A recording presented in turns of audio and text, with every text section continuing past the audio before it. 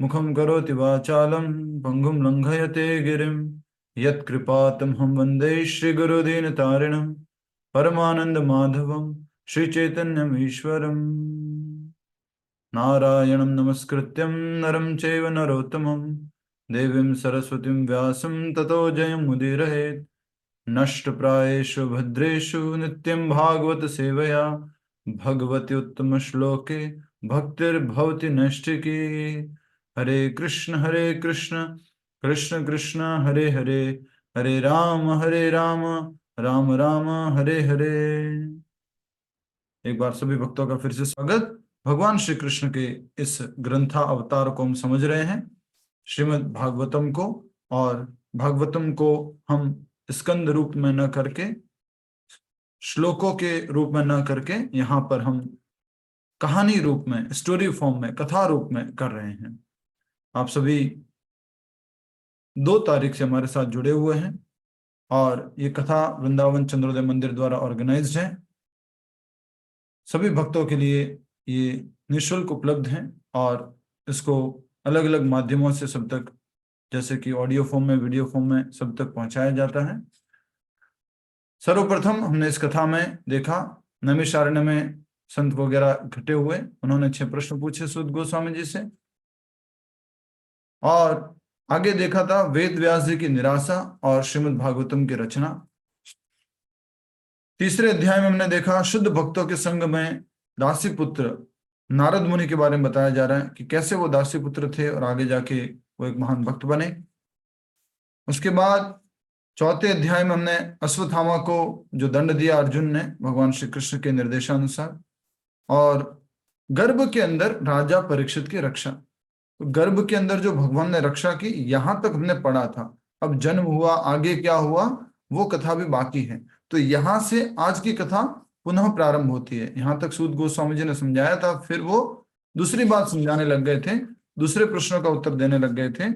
तो उन्होंने बीच में उत्तर दिया, महाराज युधिष्ठिर जो थे उनको विष्णु पितामह से उपदेश दिलवाना था। विष्णु पितामह का ये भौतिक शरीर छोड़ करके आध्यात्मिक लोक वैकुंठ में जाना।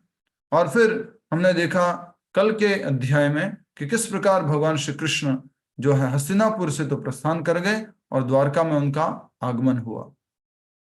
जिस प्रकार आप देखते हैं कि ये शब्द अपने एयरपोर्ट पे भी लिखे हुए होते हैं और स्कूल के एंट्रेंस पे भी लिखे हुए होते थे, आजकल मालूम नहीं, प्रस्थान और आगमन, और एयरपोर्ट पे होता है अराइवल एंड डिपार्चर। तो वैसे भगवान जो है जो हस्तिनापुर वासी हैं उनको छोड़ करके द्वारका वासियों के पास गए।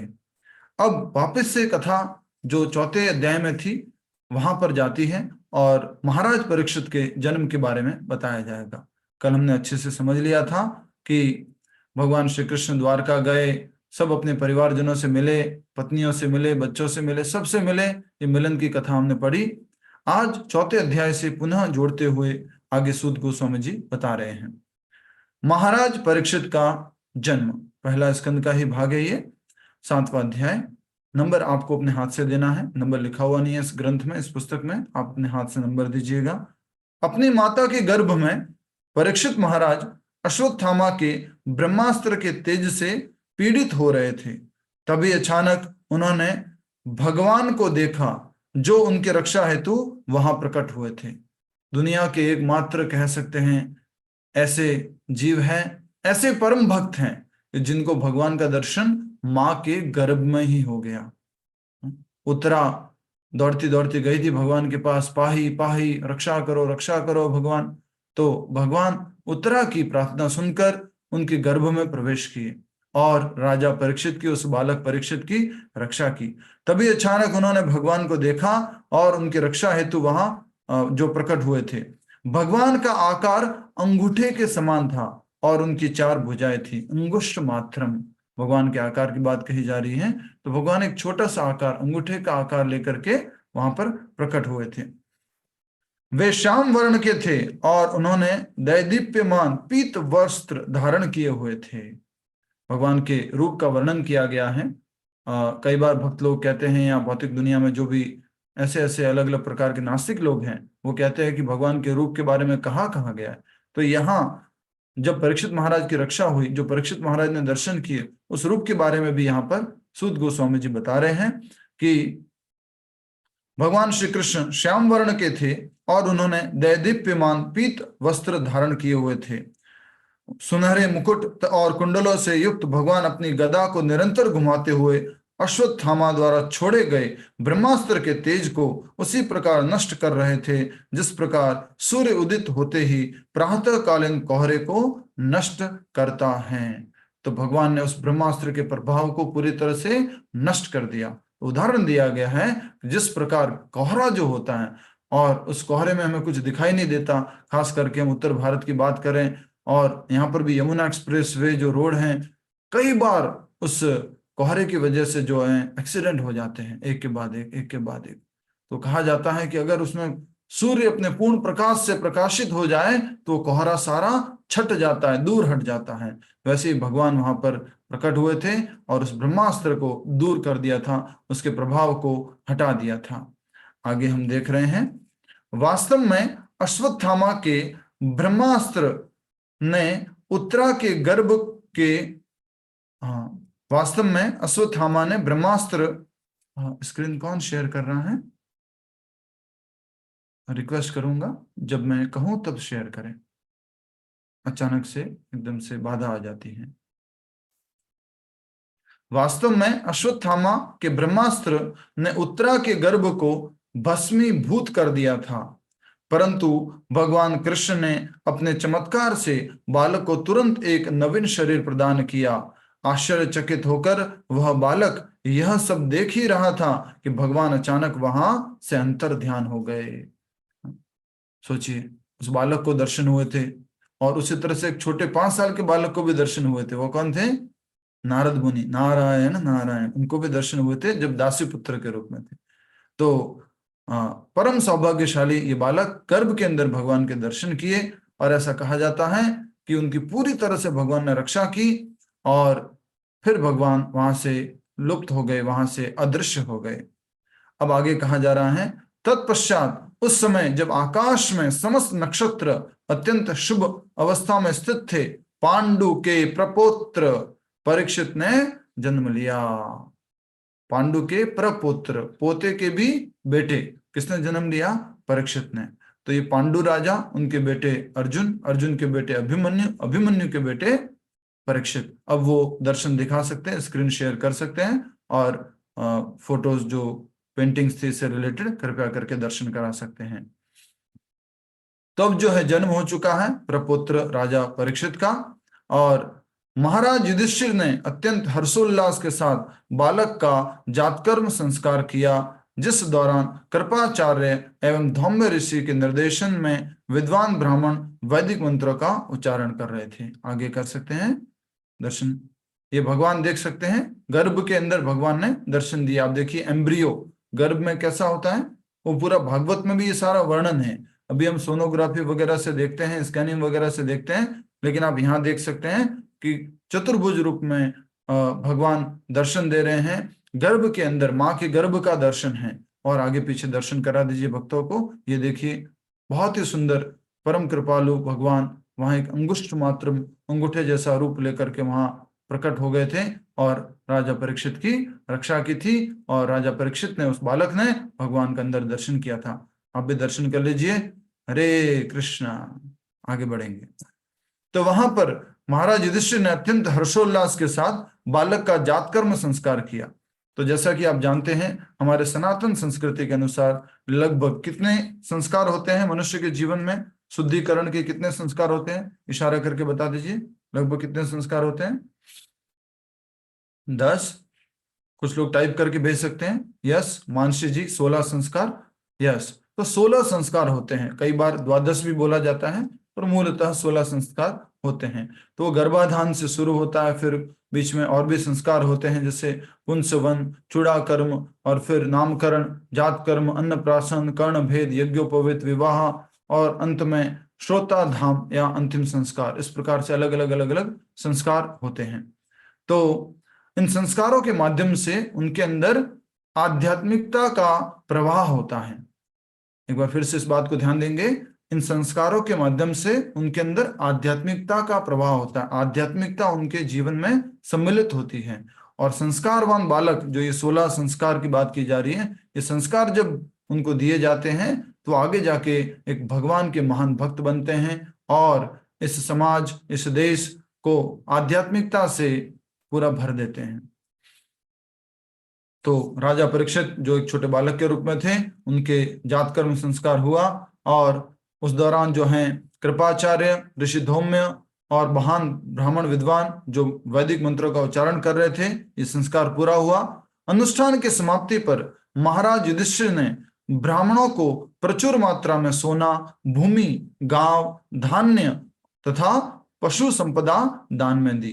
तो पहले चेक या पेटीएम अकाउंट ट्रांसफर नहीं होता था, तो जो धन होता था वो यही होता था कि भूमि, सोना, गांव, धान्य, पशु संपदा, ये उनको दान में दिया जाता था। ऐसा कहा जाता है, प्रभुपाद जी बताते हैं, पहले उस व्यक्ति को अमीर माना जाता था जिसके पास जमीन और गाय है, उसको रिच माना जाता था। जिसके पास लैंड एंड काउज है उसको रिच माना जाता था। उनसे प्रसन्न होकर ब्राह्मणों ने राजा को बताया। जब युधिष्ठिर महाराज ने पूछा कि इस बालक के भविष्य के बारे में बताइए, तो ये ब्राह्मण लोग राजा को बता रहे हैं, हे राजन, यह बालक भगवान हरि का परम भक्त तथा कुरु वंश का अंतिम राजा है, इसलिए भगवान विष्णु ने इसकी रक्षा की है। फलस्वरूप यह विष्णुरात और परीक्षित के नाम से जाना जाएगा। तो उस बालक को विष्णुरात कहा गया। विष्णुरात शब्द से क्या अर्थ है? जिसकी रक्षा स्वयं भगवान ने की हो, विष्णु ने की हो, उनको क्या कहा जाता है? विष्णुरात। तो ये एक नाम है राजा परीक्षित का ही दूसरा नाम है। तो भगवान ने जिनकी रक्षा की उनको विष्णुरात कहा गया। और ब्राह्मण जो है अब भविष्यवाणी कर रहे हैं।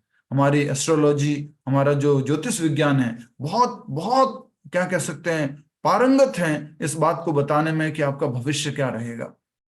तो राजा परीक्षित के बारे में, उस छोटे से बालक के बारे में भविष्यवाणी की जा रही है। महाराज युधिष्ठिर ने जिज्ञासा करते हुए कहा, क्या यह बालक हमारे वंश में अब तक हुए महान राज ऋषियों के ही समान होगा? राज ऋषि शब्द का क्या अर्थ होता है? कौन बता सकता है? जल्दी से, फास्ट हैंड रेज कर दीजिए, मैं आपसे उत्तर पूछूंगा। राज ऋषि भूल गए? कोई भी नहीं? नहीं करते जी माता जी। वो ऋषि जैसा रूलर है। अच्छा, बहुत बढ़िया, धन्यवाद। आप में से जब भी कोई भी उत्तर दे रहे हैं ना, स्क्रीन ऑटोमेटिकली, वीडियो ऑटोमेटिकली आपके ऊपर आता है, तो आप देख सकते हो उसी हिसाब से। तो ऐसा राजा जो ऋषि के गुणों से भरा हुआ है, और ऋषि के गुण हैं तो वो पूरे राज्य को भक्तिमय भावना से भर देता है। और हमने देखा था कि युधिष्ठिर स्वयं क्या थे? राज ऋषि। और उनकी वजह से प्रजा के अंदर कभी ज्यादा गर्मी नहीं हुई, कभी बारिश अधिक नहीं हुई, सब कुछ संतुलन में चलता था। ये राजा कंट्रोल कर सकता था। तो इसी प्रकार ये युधिष्ठिर महाराज के मन में जिज्ञासा हुई कि क्या ये परीक्षित भी एक महान राजऋषि होगा? भगवत गीता में ये शब्द आता है 4थे अध्याय के 2 श्लोक में, इमं विवस्वते योगम प्रोक्तावान अहम अहम अहम अव्ययम। ये पहला श्लोक है, इमं विवस्वते योगम प्रोक्तावान अहम अहम अव्ययम। और फिर राजऋषियो विदुहु, राजऋषि कौन है? जो राजा है पर ऋषियों के जैसे उनका पूरा जीवन व्यतीत होता है। ऐसा नहीं कि वो इंद्रिय तृप्ति में लिप्त हैं, ऐसा नहीं कि वो इंद्रिय तृप्ति में लिप्त हैं। ऐसे राजऋषि के समान ये जीवन के बारे में कहा गया। और इस राजऋषियों की परंपरा के बारे में भगवान श्री कृष्ण ने जो है 4थे अध्याय के पहले श्लोक में और 2 श्लोक में बताया है। आश्वासन देते हुए ब्राह्मणों ने कहा, अब ब्राह्मण उत्तर दे रहे, किस चीज का? क्या ये राजऋषि होगा? यह बालक महाराज इक्ष्वाकु के समान, ये 4थे अध्याय के पहले श्लोक में नाम है। सबसे पहला इक्ष्वाकु, तो भगवान श्री कृष्ण कह रहे हैं, मैंने इस इमं विवस्वते योगम प्रोक्तवान अहम अव्ययम विवस्वान मनवे प्राहा मनुर इक्ष्वाकु अब्रवीत। मैंने सबसे पहले इस ज्ञान को किसको दिया था? सूर्यदेव विवस्वान को दिया था। विवस्वान ने इसको किसको दिया? मनु को दिया। मनु ने इसको किसको दिया? इक्ष्वाकु को दिया। तो ये राजा इक्ष्वाकु जो कि सूर्य वंश के राजा हैं, उनके बारे में कहा जा रहा है कि यह बालक उनके समान प्रजा का पालन करने वाला होगा। एवं परंपरा प्राप्तम इमम राज ऋषियो विदुहु स काले न महता योगो नष्ट परंतपः।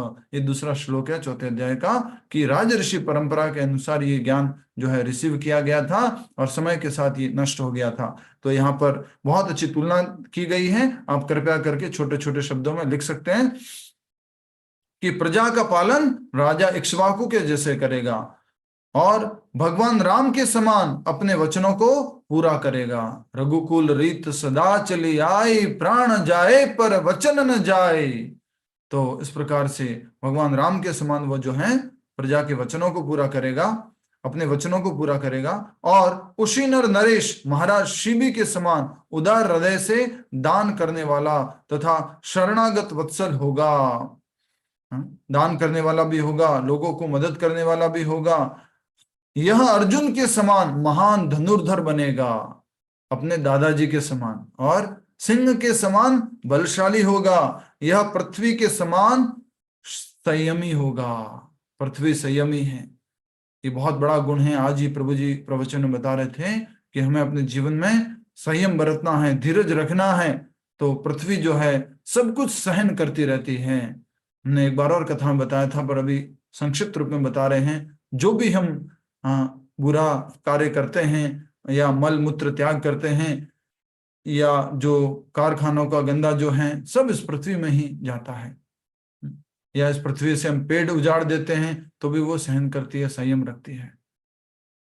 तो पृथ्वी के समान संयमी, हिमालय के समान सबको आश्रय देने वाला। हिमालय इतना विशाल है कि वो सबको आश्रय दे सकता है।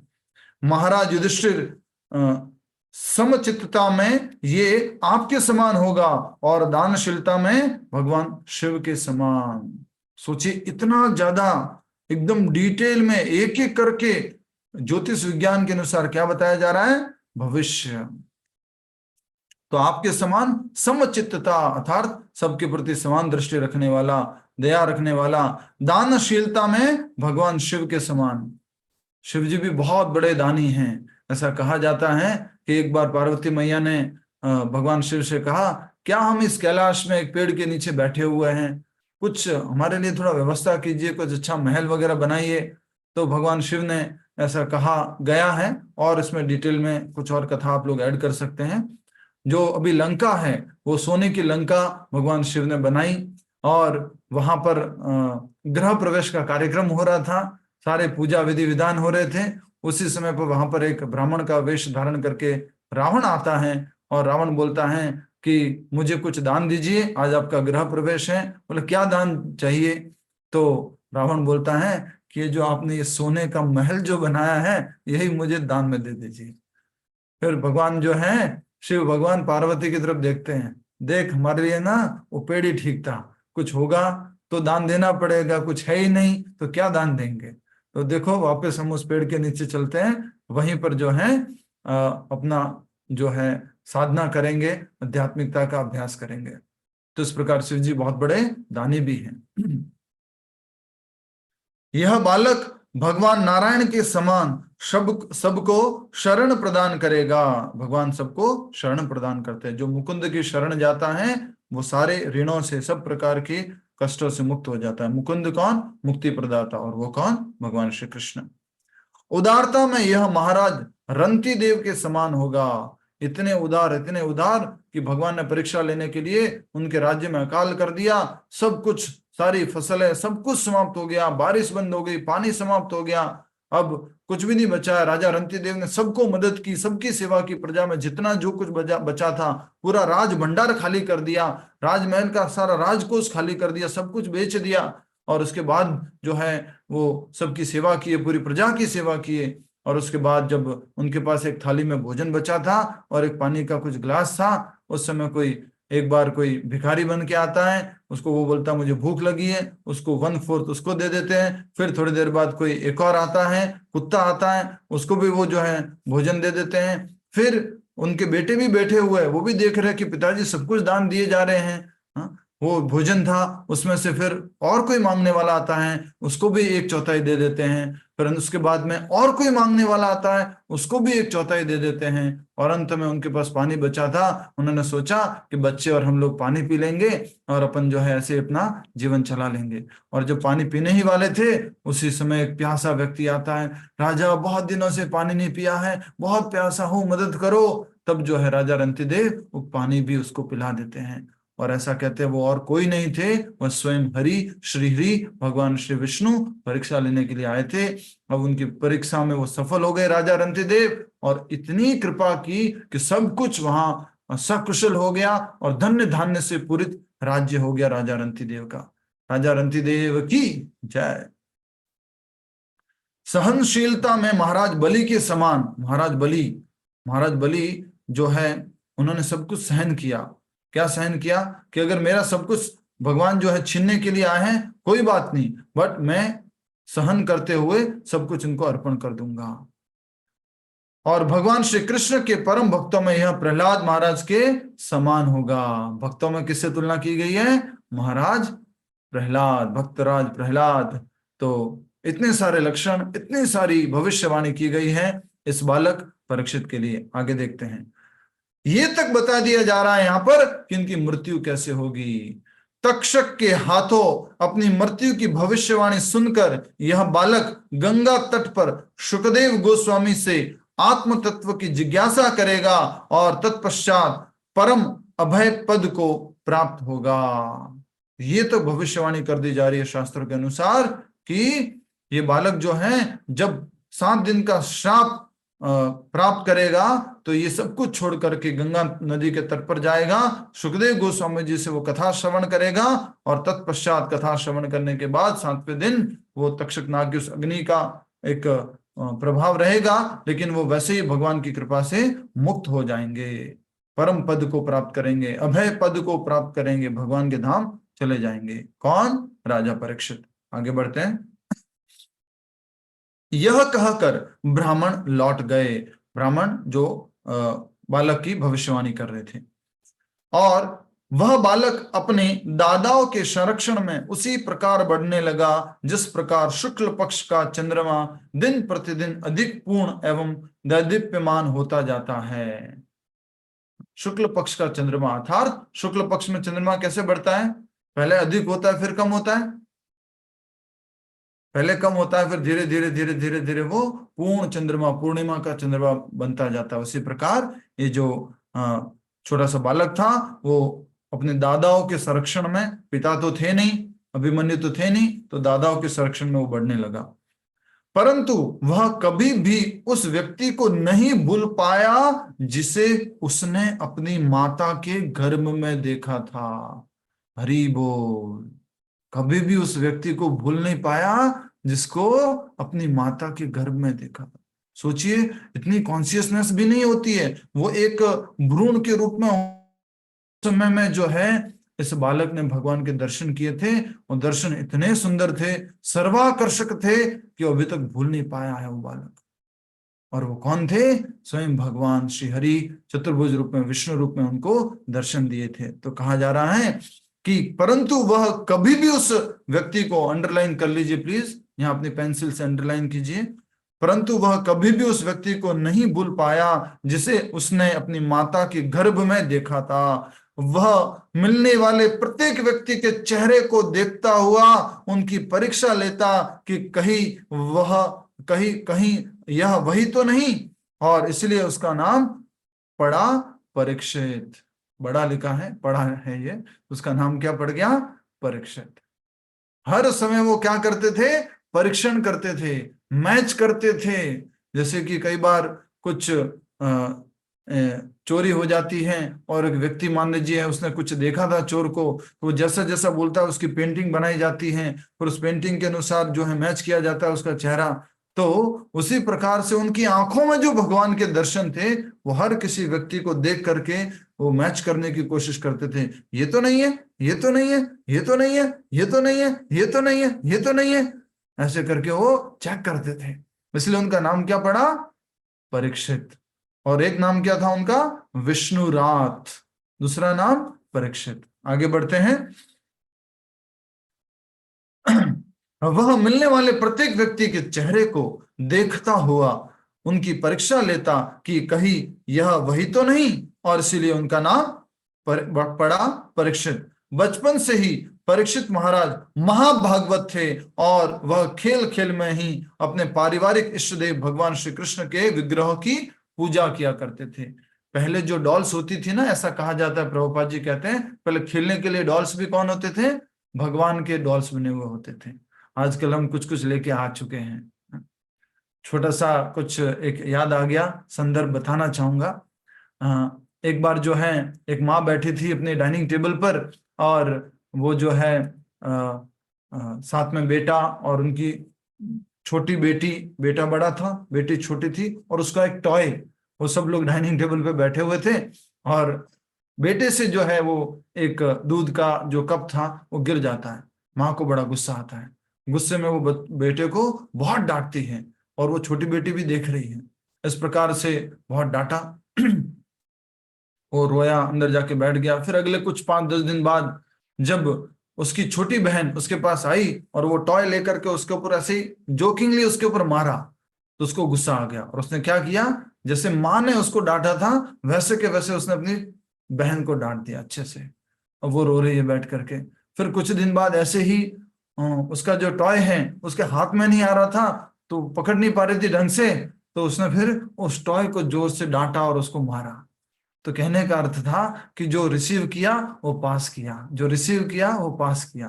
फिर बताया गया उसी संदर्भ में आगे कि एक दिन इसी प्रकार से माँ और ये सब बैठे हुए थे, और बेटे से फिर दूध का गिलास गिर जाता है। माँ जोर से हंसने लग जाती है, अरे तुमसे गिर गया, कोई बात नहीं, मजा आ गया ऐसा करके। तो हंसी से उसको जो है समझा दिया। उसके बाद में सेम घटना जब घटी कि छोटी बहन ने कुछ उसके लिए कुछ किया, तो उसके साथ वो खेलने लग गया, और फिर इस तरह से आगे ये पॉजिटिविटी स्प्रेड होती गई। तो जस्ट यही बताना चाह रहा था कि हम जो श्रवण करते हैं, जो अपने अंदर ग्रहण करते हैं, वो आगे हम पास ऑन करते हैं। ये राजा परीक्षित जो हैं भगवान के परम भक्त हैं, क्योंकि उन्होंने बचपन से ही भगवान का दर्शन किया था, इसलिए वो आगे भगवान को ही देखना चाह रहे थे। इसलिए संस्कार बचपन में ही देने चाहिए, और बचपन में ही श्री विग्रहों के साथ उनका परिचय कराना चाहिए। श्री विग्रह अर्थात जो छोटे छोटे भगवान के विग्रह हैं, मूर्तियां हैं। कुछ समय पश्चात महाराज युधिष्ठिर ने एक अश्वमेध यज्ञ करने का विचार किया, जिससे वे कुरुक्षेत्र युद्ध भूमि में करोड़ों लोगों की हत्या से लगने वाले पाप से स्वयं को मुक्त कर सकें। अश्वमेध यज्ञ करना चाह रहे थे।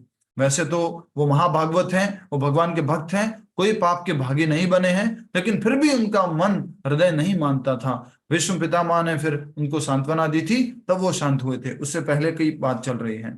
चूंकि युद्ध में शाही खजाना समाप्त हो चुका था, इसलिए भगवान श्री कृष्ण ने उन्हें हिमालय पर्वत के निकट पड़े सोने के ढेर को लाने का परामर्श दिया, जो महाराज मरुत के महान यज्ञ के पश्चात अब तक वही पड़ा था।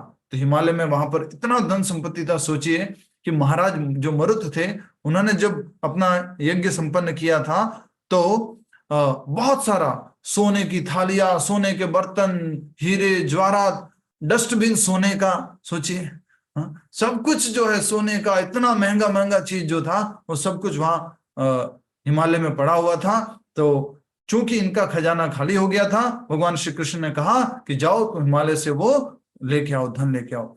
इसलिए एक नाम अर्जुन का धनंजय पड़ा, जब वो इस अश्वमेध यज्ञ के लिए क्या लेने के लिए गए थे? सोना लेके आए थे, धन लेके आए थे।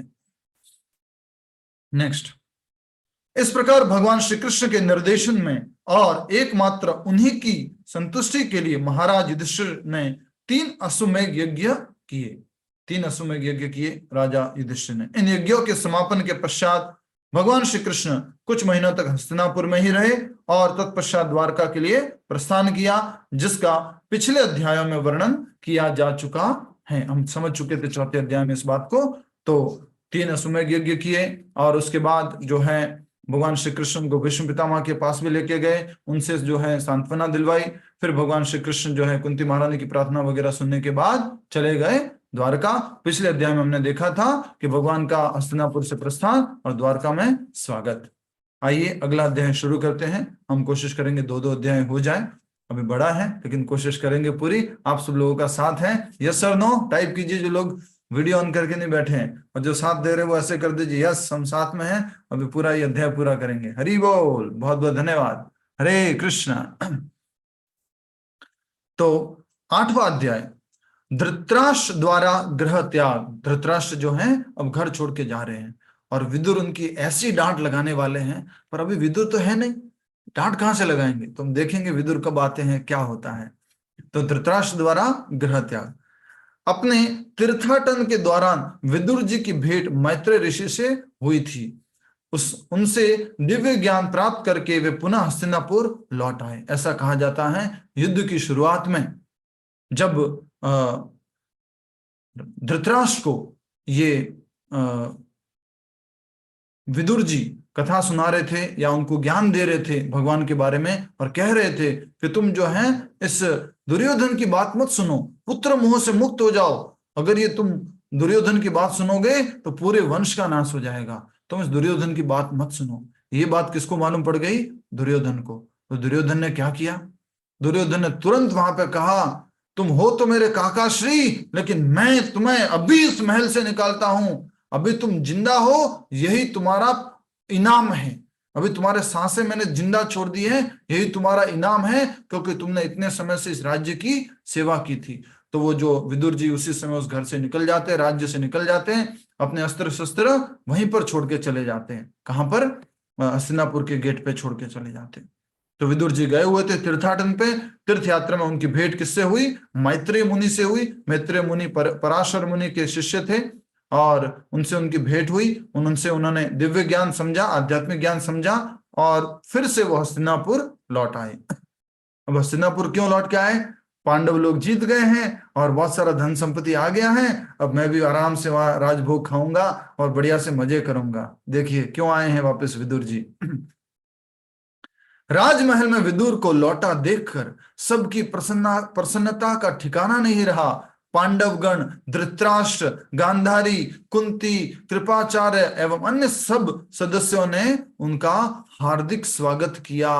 उनके लिए विदुर का आगमन उसी प्रकार था मानो मृत शरीर में लंबे समय पश्चात प्राण लौट आए हो, क्योंकि एकमात्र वो काका जी थे जो उनको गाइड करते रहते थे, सही रास्ते पे लगा के रखते थे, और अपने भाई जो कि वो अंधा था उनको भी गाइड करते रहते थे। लेकिन वो अंधे के साथ साथ में क्या हो चुका था? विदुर जी की बातों से अपने आप को उसने बहरा भी बना लिया था। मैं नहीं सुनता तुम्हारी बात, या एक कान से सुना दूसरे कान से निकाल दिया। तो अंधे के साथ वो बहरे भी हो गए विदुर जी के लिए।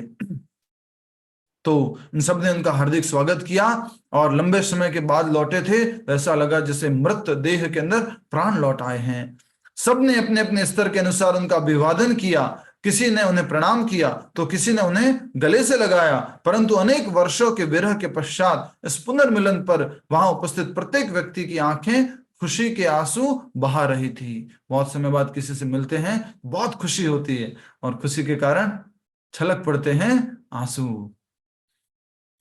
किसी के अगर बेटा गया हुआ है भारत से बाहर, 1 साल हो गया, 2 साल हो गया, 3 साल हो गया, आया नहीं, 5 साल हो गया, 10 साल हो गया, और वो फिर उसके बाद 10-15 साल बाद जब वापस आता है तो बहुत प्रेम भरे आंसू निकल आते हैं, खुशी के आंसू निकल आते हैं। स्वादिष्ट भोजन एवं पर्याप्त विश्राम के पश्चात महाराज युधिष्ठिर ने उन्हें एक सुखद आसन प्रदान किया और उनसे पूछा, आदरणीय चाचा जी, क्या आपको स्मरण है किस प्रकार आपने सदैव उसी प्रकार हमारी रक्षा की जिस प्रकार एक पक्षी अपने पंखों से अपने बच्चों की रक्षा करता है? आपको स्मरण है? उनको तो सब स्मरण है, लेकिन फिर भी प्रश्न शुरू कर रहे हैं, चर्चा शुरू कर रहे हैं। जैसे एक पक्षी अपने बच्चों की अंडों की रक्षा कैसे करता है? पंख से ढक कर, उसी प्रकार आपने हमारी रक्षा की है। हमारे तक कुछ भी चोट, एक भी क्या कह सकते हैं, परेशानी आने नहीं दी हमारे तक। हम अपनी माता के साथ प्राय निसहाय थे और आपने हमें अनेक विपदाओं से बचाया। इतने वर्षों के तीर्थाटन करते हुए आपने किस प्रकार अपना पालन किया? इतने वर्षों से आप गए हुए थे, आपका जो है पालन कैसे हुआ? आपके जैसे भक्त तो स्वयं में ही तीर्थ होते हैं। बहुत ही सुंदर बात कही जा रही है। तीर्थम कुर्वन्ति तीर्थानि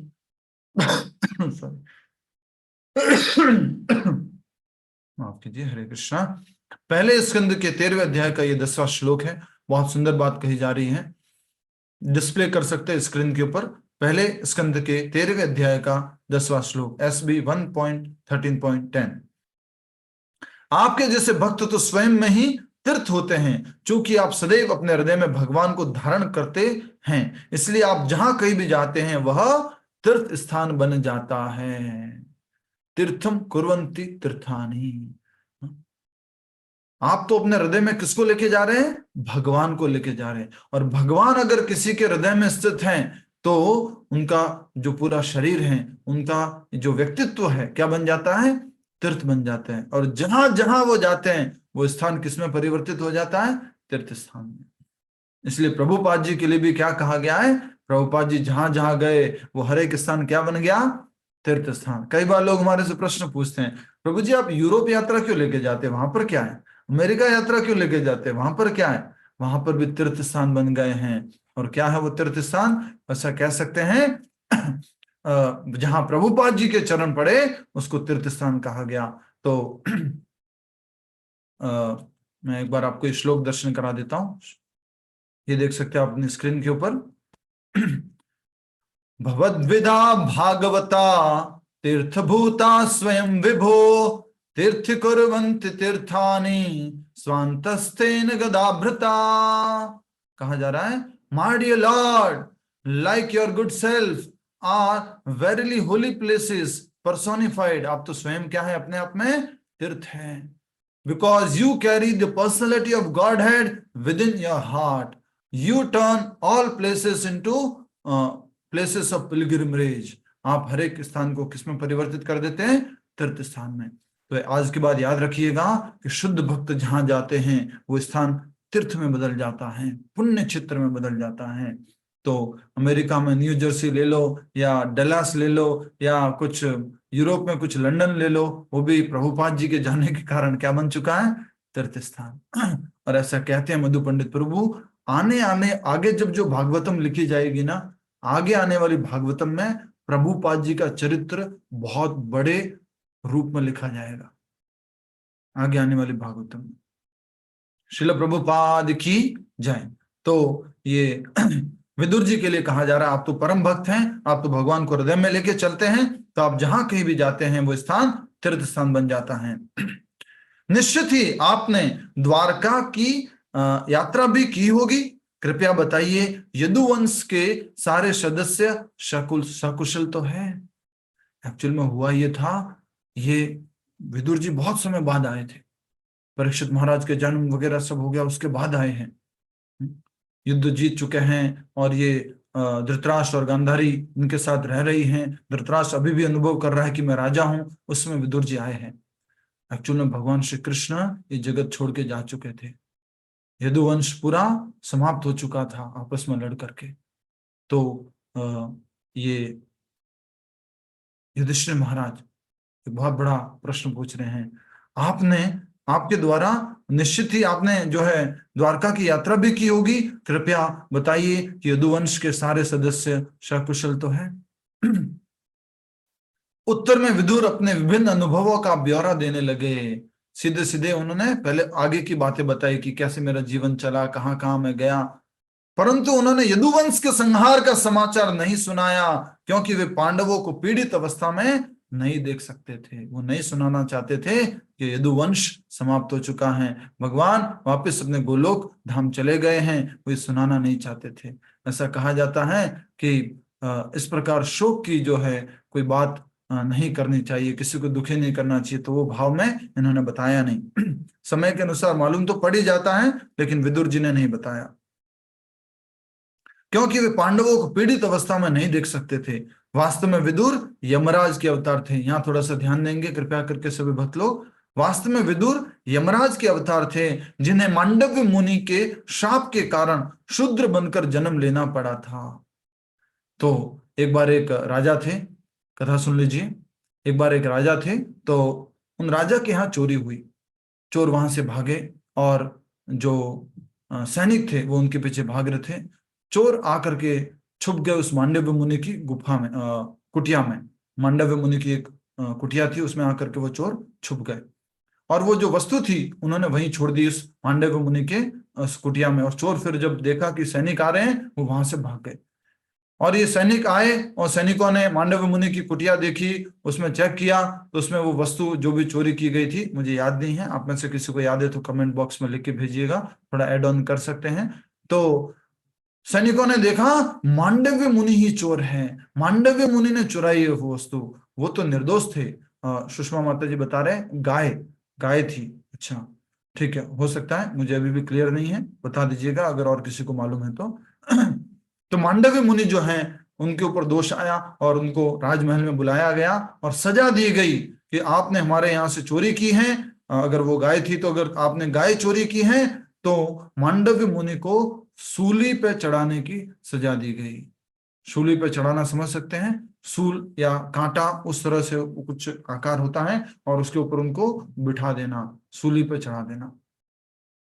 तो उनके शरीर के अंदर वो शूल जो है अंदर घुस जाती है। इस प्रकार से मांडव्य मुनि ने बहुत समझाने की कोशिश की राजा को, लेकिन राजा ने वो सजा दी। और सजा भुगतने के बाद ये मांडव्य मुनि जो है, राजा को कुछ लगा मन में कि कुछ तो गड़बड़ है, फिर भी वो कुछ कर नहीं पाए। मांडव्य मुनि कहाँ पहुंच गए? यमलोक। यमलोक में यमराज से पूछा, यमराज मेरी क्या गलती थी, मैंने चोरी नहीं की थी, फिर भी तुमने मुझे सूली पर चढ़ा दिया और यमलोक अपने पास बुला लिया, क्या गलती थी मेरी? बहुत गुस्से में, क्रोध में उन्होंने उस यमराज से बात की। यमराज कहते हैं, मांडव्य मुनि आप जब छोटी उम्र के थे तो आपने छोटी उम्र में आपने एक छोटे से पतंगे या कीड़े को या चींटी को आपने क्या किया था? सुई घोबी थी पीछे से, सुई लगाई थी पीछे से और उसकी हत्या हो गई थी, वो मर गई थी। तो मांडव्य मुनि ने कहा कि मैं उस छोटी उम्र में था, मैं अज्ञान बालक था, पाप पुण्य को नहीं समझता था और मैंने उसको अज्ञानतावश किया है, उसकी मुझे इतनी बड़ी सजा दी आपने। तो मांडव मुनि ने क्रोध में आकर के यमराज को श्राप दे दिया, जा तू जो है धरती पर जा करके एक शूद्र के यहाँ जन्म लेगा।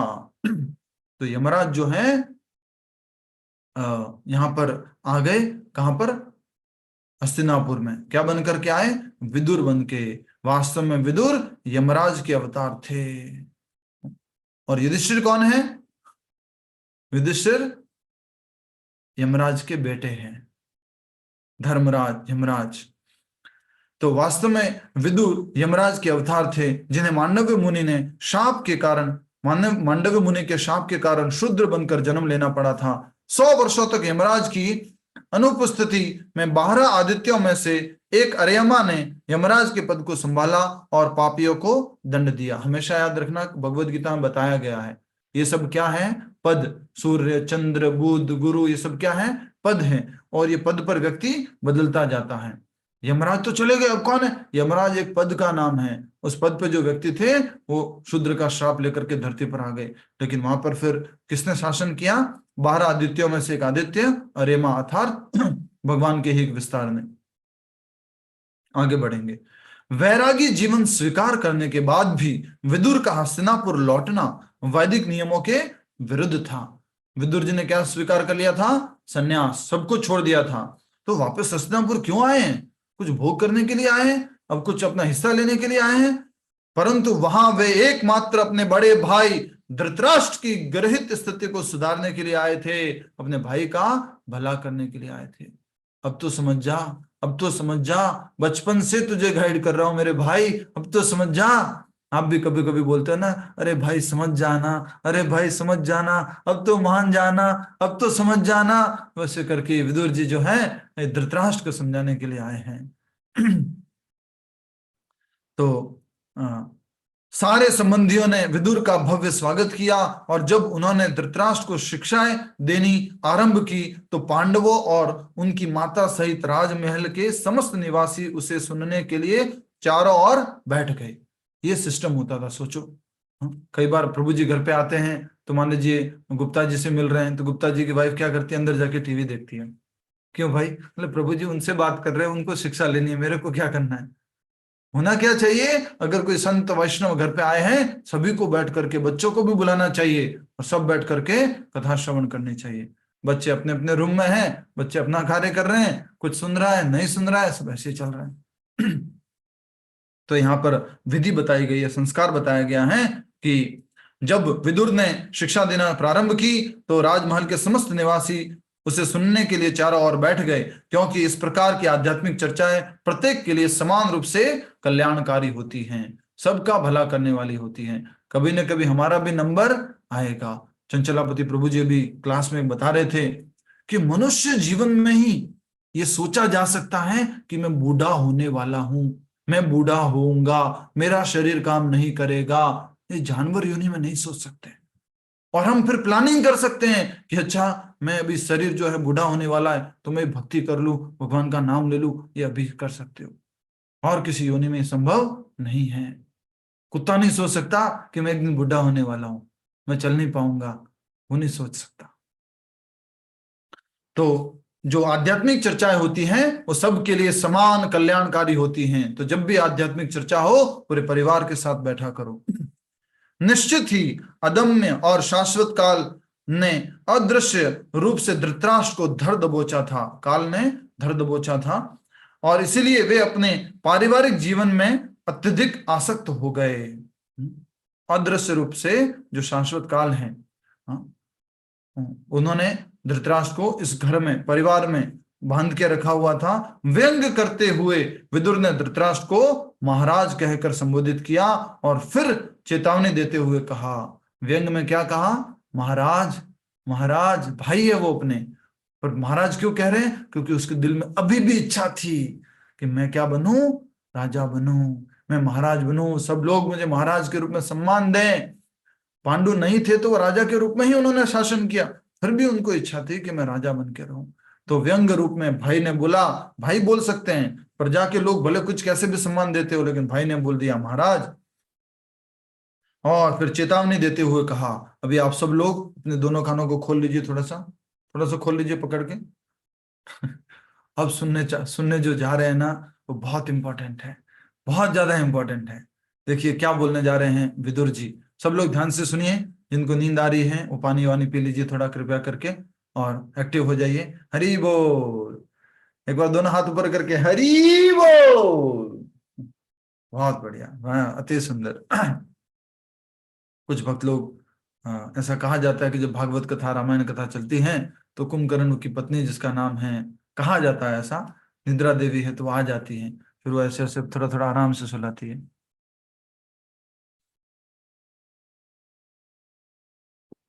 तो हम सब लोगों को इसलिए मैं वीडियो ऑन करने के लिए बोलता हूँ। बहुत सारे लोग वीडियो ऑन नहीं करते कि मुझे मालूम पड़ जाएगा। तो आज अभी क्लास में 5-6 लोग इस तरह से जब धीरे धीरे निद्रा देवी के आवेश में आ रहे थे, तो भी हम थोड़ा सा जगाने की कोशिश कर रहे हैं।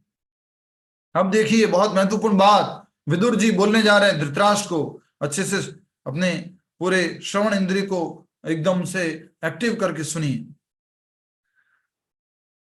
आप तुरंत यहां से प्रस्थान कीजिए, क्योंकि भय आपके ऊपर हावी हो चुका है। इस संसार में किसी के पास भी इस भयावह स्थिति से मुक्त होने का उपाय नहीं है, क्योंकि काल के रूप में परम भगवान ही हमारे सामने आए हैं। भगवान श्री कृष्ण भगवद गीता में 11वें अध्याय के 32वें श्लोक में कहते हैं, कालो अस्मि लोक क्षय प्रवृद्धो, मैं ही काल हूं। ऐसा कहा जाता है कि जो भक्त हैं उसको तो अंत समय में भगवान भगवान रूप में दर्शन देते हैं, और जो भक्त नहीं है उसको उस काल, उस मृत्यु, भयावह मृत्यु के रूप में दर्शन देते हैं।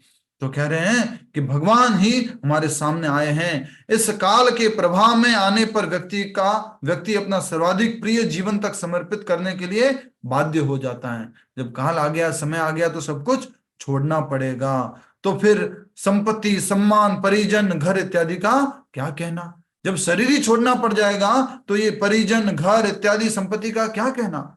जब काल आता है तो सब कुछ छोड़ना पड़ता है। ऐसा कहते हैं। अच्छे से ये छोटी छोटी बातों में बहुत गूढ़ रहस्य है। खाली हाथ आए थे, खाली हाथ जाएंगे। पूरी जिंदगी भर इकट्ठा करते रहते, जितना इकट्ठा करेंगे उतना ज्यादा छोड़ना पड़ेगा, उतना ज्यादा आसक्ति बढ़ती जाएगी। कितनी प्रॉब्लम है। इसलिए प्रभुपाद जी बोलते थे बेयर नेसेसिटी, जितना आवश्यक है उतना जो वस्तुओं को एकत्रित करके रखो। अधिक से अधिक एकत्रित करोगे, ज्यादा लगा होगा, चिंता में पड़े रहोगे, नहीं छोड़ पाओगे, और आसक्ति के कारण दुखी होंगे। यहाँ काल की बात कही गई है तो ये काल बड़ा शक्तिशाली है। जब गर्मियां थी तो ये सूर्य हमें अच्छा नहीं लग रहा था, हम सूर्य से दूर भागते थे, घर के अंदर भागते थे। अभी सर्दियां आ गई हैं तो सूर्य तू जल्दी आ जा, अब मैं तेरी धूप में बैठना चाहती हूँ, तेरी धूप मेरे ऊपर आ जाए थोड़ी सी, हम धूप में चलना चाहते हैं, बैठना चाहते हैं। ये काल का प्रभाव है। समय समय पर सबकी अलग अलग समय पर अलग अलग वैल्यू है, अलग अलग महत्व है। आगे बढ़ेंगे तो सीधा सीधा विदुर जी ने बोल दिया, तुरंत यहां से क्या कीजिए, प्रस्थान कीजिए। एक बार इशारा करके बोलो, तुरंत प्रस्थान करो। भाई को बोल रहे हैं निकलो यहां से। नेक्स्ट, मेरे भाई तुम्हारे पुत्र मित्र एवं अन्य सब शुभ चिंतक काल के ग्रास बन चुके हैं, अर्थात काल के क्या बन चुके हैं, भोजन। कौन कौन, तुम्हारे पुत्र, 100 पुत्र और मित्र और अन्य सब सब शुभ चिंतक क्या बन चुके हैं, काल का भोजन। काल ने उनको क्या कर दिया, अपना निवाला बना दिया, निगल लिया है, सब कुछ समाप्त हो गया उनका जीवन। नेक्स्ट, और अब तुम भी अपने जीवन के अंतिम छोर पर खड़े हो, तुम्हारा शरीर जर्जर हो चुका है और तुम दूसरों के घर में आश्रित होकर जीवन यापन कर रहे हैं, जीवन यापन कर रहे हो।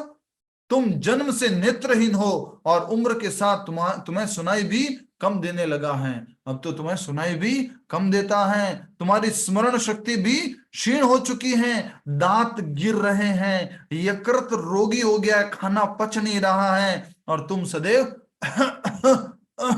बेटा युधिष्ठिर इतना क्या कर रहे हो, खांसी कर रहे हो। ये हम सबके साथ होने वाला है।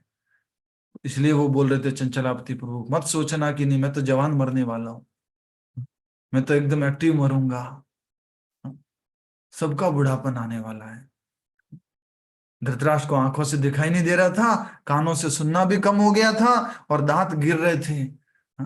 प्रभु जी अभी भी एक भक्त मिले थे, नाम नहीं बताऊंगा उनका, अभी भी है ना, हमारे हस्बैंड ने जो है वो भी साथ में ही थे, नए 32 ही लगवाए हैं, उम्र क्या है 72 प्लस कुछ है। तो सब गिर जाएंगे, हमारे भी गिरने हैं ना? बहुत विश्वास जो रहता है, गिर रहे हैं, यकृत रोगी हो गया है, खाना पचता नहीं है प्रॉपरली, सबके कुछ ना कुछ प्रॉब्लम है, दूध नहीं पचता, ये नहीं पचता, वो नहीं पचता, सबको प्रॉब्लम है और तुम सदैव खांसते रहते हो उम्र के साथ। और एक बात ध्यान रखना, जब उम्र हो जाती है ना तो कोई भी व्यक्ति अपने पास नहीं आना चाहता।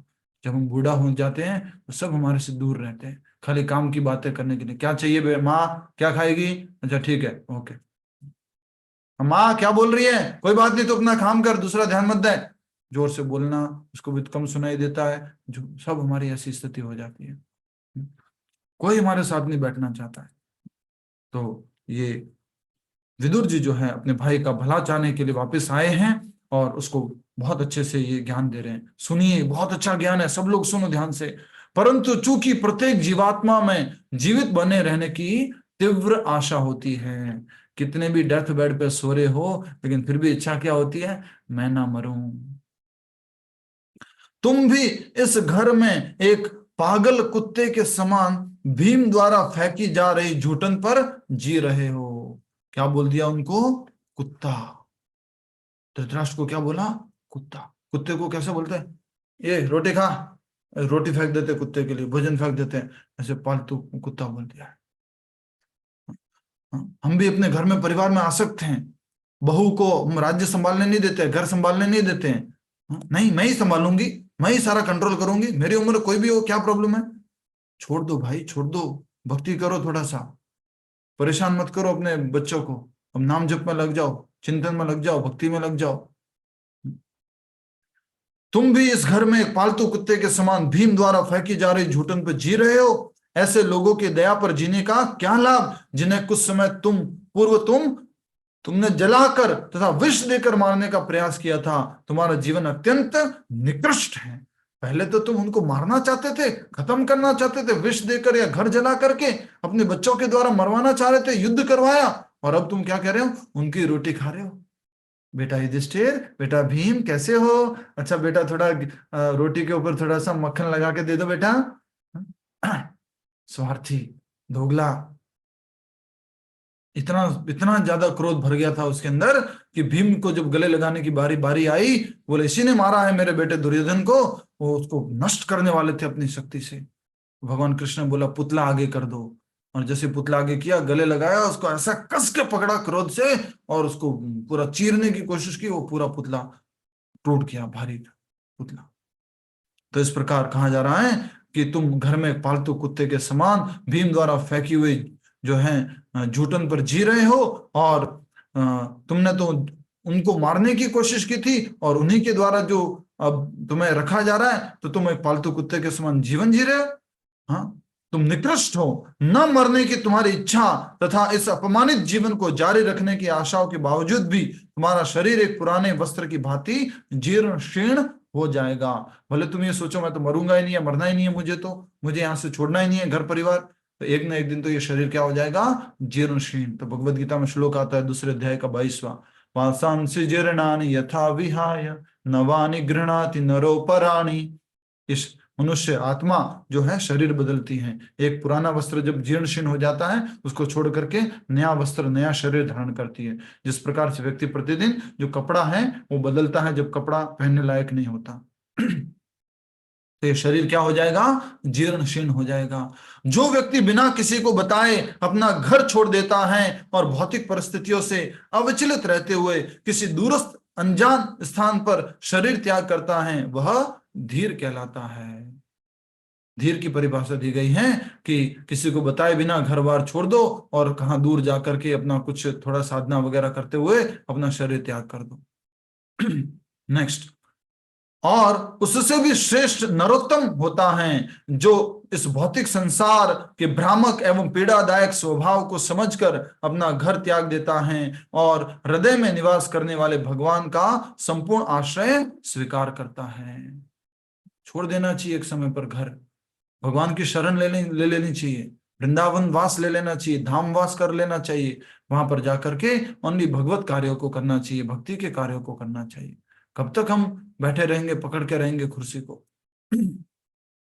तो बहुत सुंदर बात यहाँ पर कही गई है, नरोत्तम और धीर। नरोत्तम वो है जिसने भगवान की शरण ले ली है, भगवान का आश्रय ले लिया है। और हम सबको इस भौतिक संसार के प्रति ये अनुभव हो जाना चाहिए कि ये घर मेरा नहीं है, ये संसार मेरा नहीं है, ये परिवार, ये बंधु, ये वस्तुएं मेरी नहीं है। मैं गोलोक वृंदावन का हूँ, भगवान के धाम का हूँ, मैं शाश्वत हूँ, मेरा संबंध भगवान के साथ शाश्वत है। ये अनुभव हो जाना चाहिए। हरे कृष्ण। नेक्स्ट, हे बंधु, कौन, धृतराष्ट्र। कौन बोल रहे हैं, विदुर जी।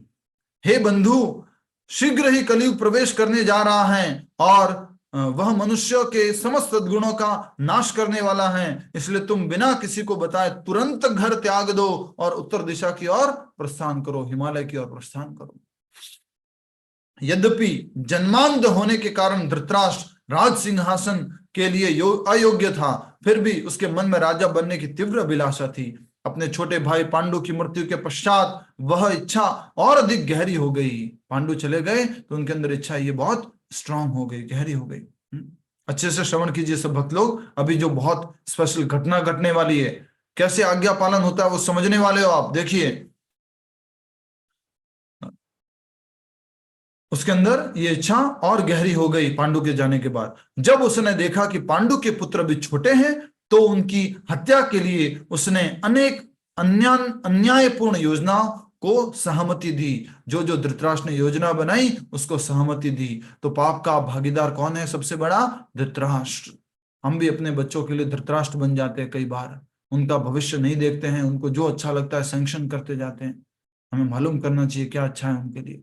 तो धृतराष्ट्र ने उन सारी योजनाओं में अपनी सहमति दी थी, इसलिए सबसे बड़ा जो कह सकते हैं कल्प्रिट, सबसे बड़ा दोषी वो धृतराष्ट्र है।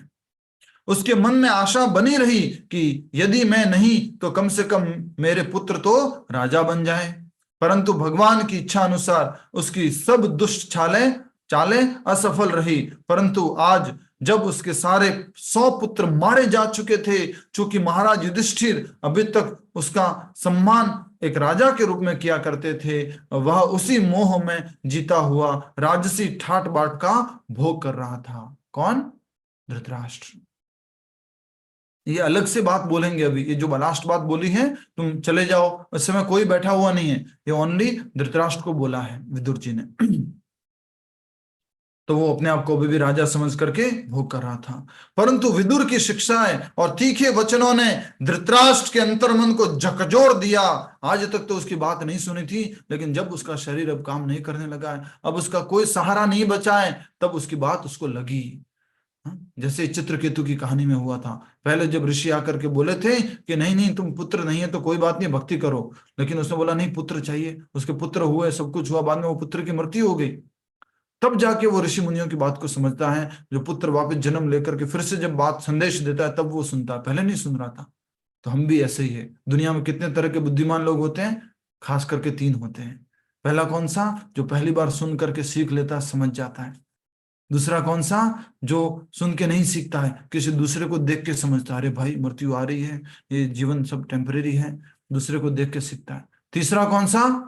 जो सुन के भी नहीं सीखता, देख के भी नहीं सीखता, जब खुद के ऊपर गुजरती है तब सीखता है।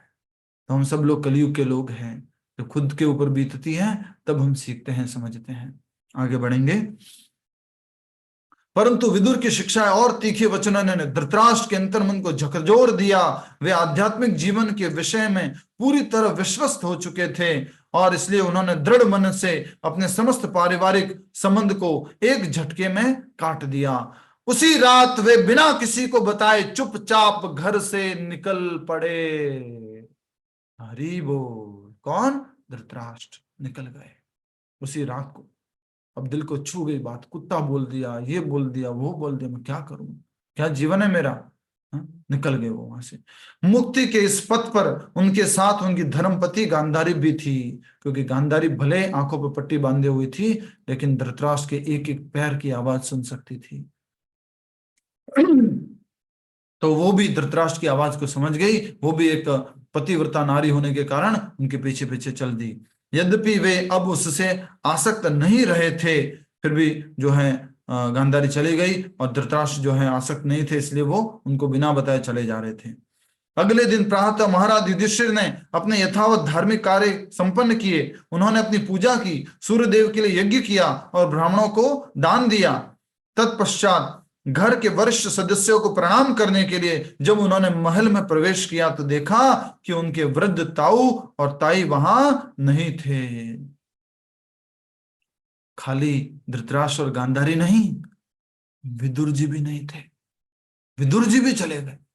अरे अभी तो आए थे, क्यों चले गए? कुछ हमारी सेवा भी स्वीकार नहीं की, तुरंत निकल गए। देखेंगे आगे। चिंताग्रस्त होकर उन्होंने संजय से पूछा, युधिष्ठिर ने संजय से, जो धृतराष्ट्र के सारथी और असिस्टेंट थे, हमारे वृद्ध नेत्रहीन ताऊ जी कहाँ चले गए, और हमारे नित्य हितैषी विदुर जी कहाँ हैं, और मेरी माता गांधारी, वे अपने पुत्रों की मृत्यु पर अत्यधिक संतप्त रहते थे, और मैंने भी उनके साथ सदा कृतज्ञता भरा व्यवहार किया। कहीं मेरे अपराधों को गंभीरता से लेते हुए उन्होंने गंगा जी के जल में समाधि तो नहीं ले ली? कहीं उनको बुरा तो नहीं लग गया? मैंने उनके प्रति कुछ अपराध तो नहीं कर दिया? मैंने उनको कुछ गलत बातें तो नहीं बोल दी? मेरे से नाराज होकर के तो नहीं चले गए? युधिष्ठिर ने संजय से पूछा, क्या गंगा जी में कहीं समाधि तो नहीं ले ली? आगे। समाधि तो नहीं, लेकिन कुछ तो किया है। अपने स्वामी के अचानक नदारद अपने स्वामी के अचानक नदारद हो जाने के कारण शोक से व्याकुल संजय के मुख से चाहते हुए भी कोई शब्द नहीं निकल रहे थे। जैसे तैसे अपने मन को संयमित करके, अपनी बुद्धि को बटोर कर और अपनी आंखों से बहते आंसुओं को पोंछकर संजय ने कहा, महाराज, मैं आपके ताऊजी धृतराष्ट्र, चाचा विदुर तथा गांधारी के विषय में कुछ नहीं जानता। उन महान आत्माओं ने मुझे पूरी तरह ठग लिया है, अर्थात मुझे छोड़ करके चले गए हैं, बिना बताए चले गए हैं। मैं कुछ नहीं जानता उनके बारे में। अब क्या होता है देखिए। संजय इस प्रकार कह ही रहे थे कि नारद मुनि वहां आ पहुंचे। पूरी तरह से युधिष्ठिर जो है शोक में, कहाँ चले गए, क्यों चले गए, क्या हो रहा होगा, भोजन कैसे कर रहे होंगे, कहाँ गए वो? तो उस समय कौन प्रकट हो गए? नारद मुनि। हमेशा याद रखना, जब भी परेशानी में होंगे, समस्याओं में होंगे, कष्ट में होंगे, शुद्ध भक्त की शरण चले जाना, शुद्ध भक्त की सहायता ले लेना, भगवत गीता खोल देना, भागवतम खोल देना, आपकी मदद हो जाएगी। तो नारद मुनि वहां पहुंचे। उनके इस अचानक आगमन से पांडवगण आश्चर्यचकित होकर तुरंत खड़े हो गए और उन्हें प्रणाम करते हुए उनका स्वागत किया नारद मुनि का।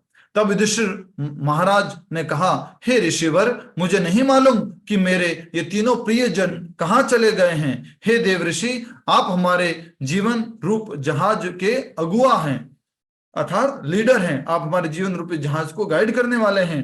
मैं आपसे निवेदन करता हूं कि संकट की इस घड़ी में इसे सही दिशा प्रदान कीजिए, हमारे जीवन को सही दिशा प्रदान कीजिए। जो विदुर जी भी चले जा चुके हैं और हमारे घर के वरिष्ठ धृतराष्ट्र भी चले जा चुके हैं, जो वरिष्ठ लोग ही चले जा चुके हैं, तो मैं क्या करूं।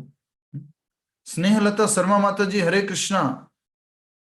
ऐसा लग रहा है कि स्नेहलता शर्मा माता जी, स्नेहलता शर्मा माता जी, हरे कृष्णा। स्नेहलता माता जी, कहाँ ध्यान है माता जी आपका? मैं कुछ गलत दृश्य देख रहा हूं, आप श्रवण करते हुए कुछ और कर रहे हैं। बिल्कुल अच्छी बात नहीं है। मैं आपको अलग से बताऊंगा कि आप क्या कर रहे थे। अच्छी बात नहीं है ये। इतने उम्र के माता जी हैं आप, आपके पोते हैं, इस उम्र में भी आप इतनी दिव्य कथा हो रही है उसको सुन नहीं रहे ध्यान देके। कहीं और ध्यान है आपका। आप खुद एक शिक्षक है, प्रशिक्षक है, प्रधानाचार्य हैं, हेड हैं।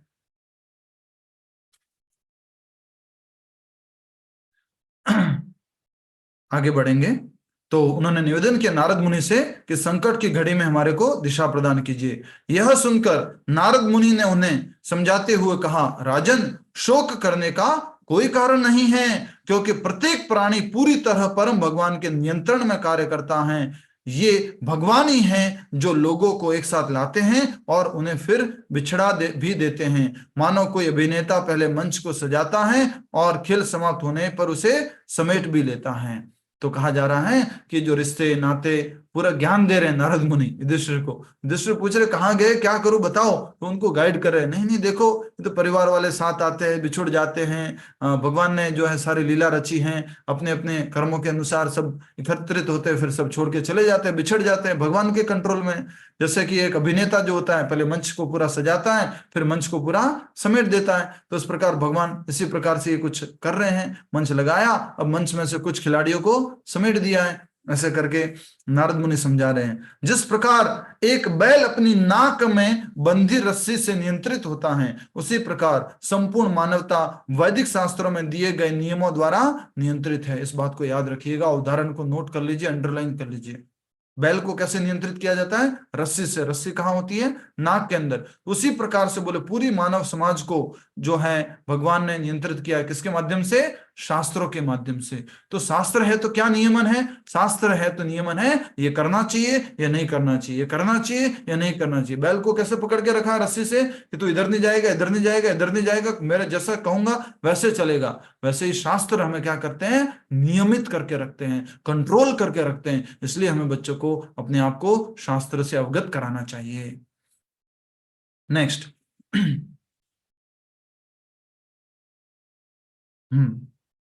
विरह की पीड़ा केवल मोहजन्य स्नेह के कारण है।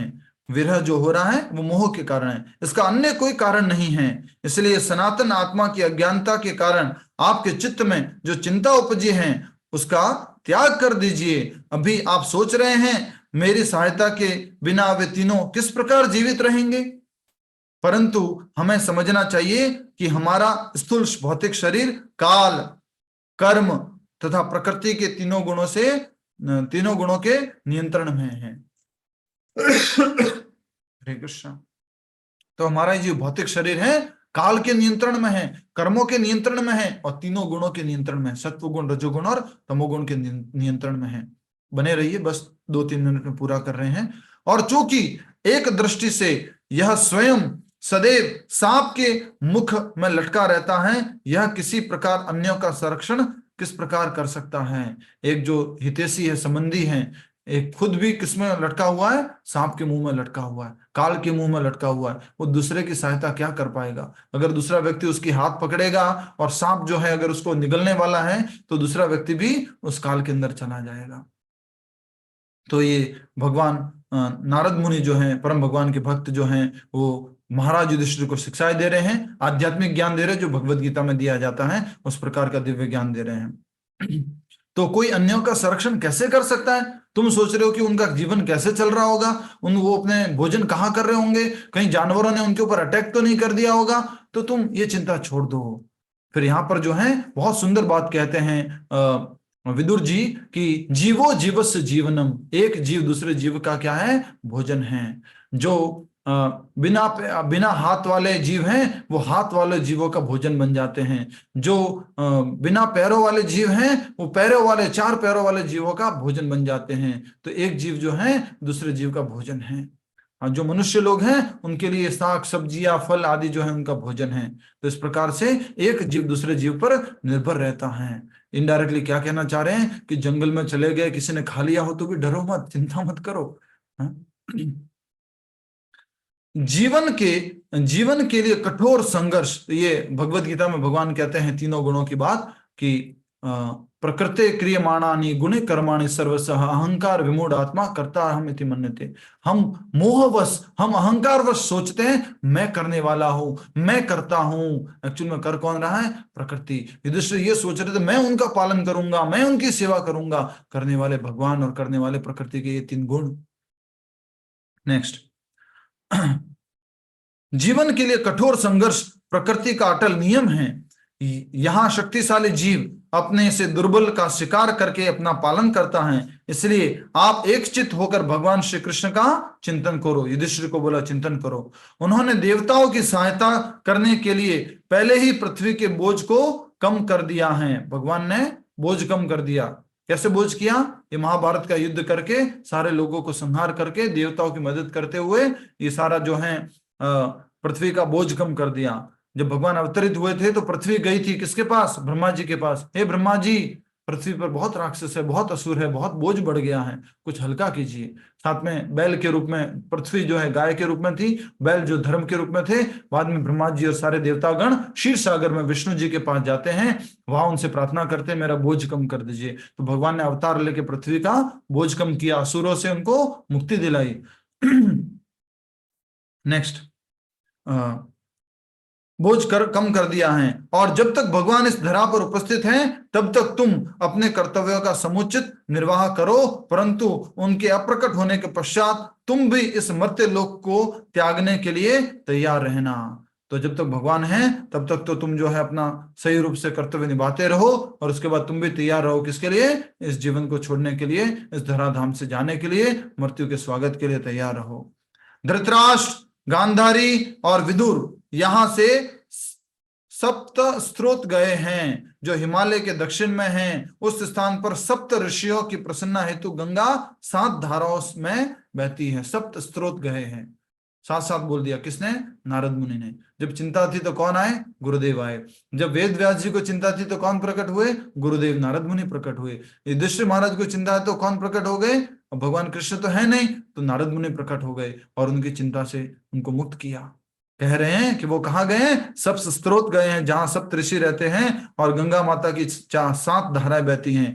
वहां नदी तट पर धृतराष्ट्र प्रतिदिन 3 बार स्नान एवं अग्निहोत्र यज्ञ करके तथा केवल जलपान द्वारा अष्टांग योग का पालन कर रहे हैं। अष्टांग योग का अभ्यास कर रहे थे धृतराष्ट्र। इस योग पद्धति के माध्यम से धृतराष्ट्र को शीघ्र अनुभव होगा कि गुणों की दृष्टि से वे भगवान के समान ही हैं, सच्चिदानंद हैं, और इस प्रकार वे भौतिक गुणों के प्रभाव से मुक्त हो जाएंगे।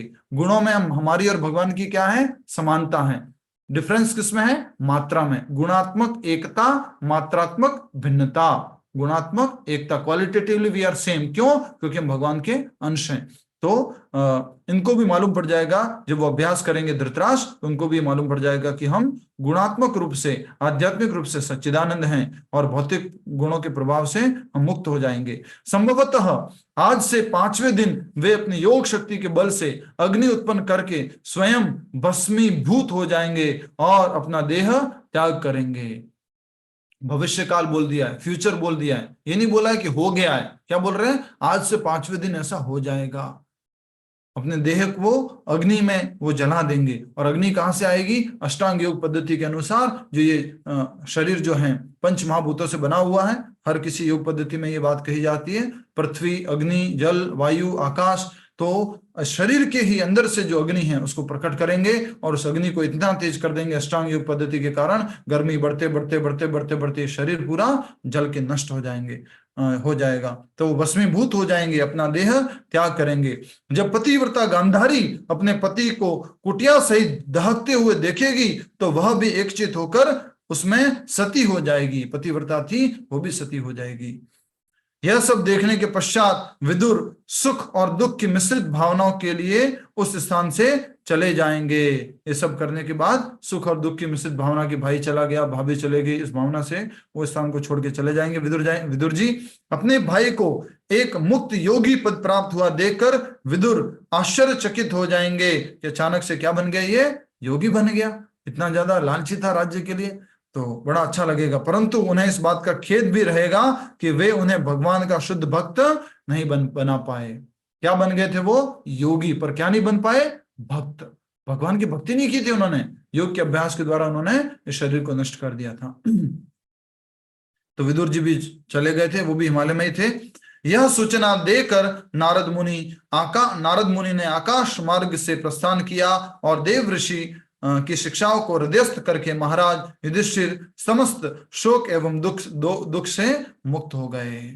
इस प्रकार से सारे शोक और दुख से मुक्त हो गए, सारी शिक्षाएं सुनी। तो जब भी हम भी किसी परेशानी में हो, शोक में हो, दुख में हो, तो हम जो है भगवत गीता पढ़े, भागवतम पढ़े, दिव्य ज्ञान को अपने जीवन में लेके आए तो हम आसानी से शोकों से दूर हो सकते हैं। आप सभी का सहृदय बहुत बहुत धन्यवाद कि आप लगभग 1.5 घंटा कथा श्रवण किए।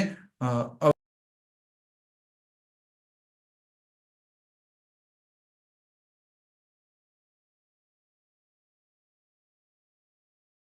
प्रश्न आया है कि विदुर जी कैसे शूद्र हैं।